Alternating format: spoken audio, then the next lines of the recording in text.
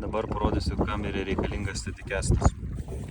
Dabar mes plaukiam tiesia kryptim, ne, matom iš apačios į viršų, plaukiam, žemėlapis suorientuotas pagal plaukimo kryptį, ne, po kairę matėm, čia va kalniukas buvo, toliau šlaitelis, ne, ir kas atsitinka, kai mes sustojam. Stojam ant inkaro, tuoj sustosim ir kasgi įvyksta.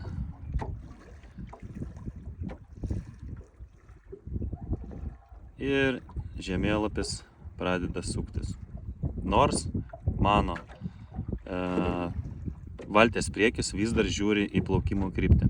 Tai steadicastas reikalingas tam, kad matytų, į kurią pusę žiūri mano valties priekis. Nes dabar neplaukiant, stovint vietoje, GPS pameta su orientavimu.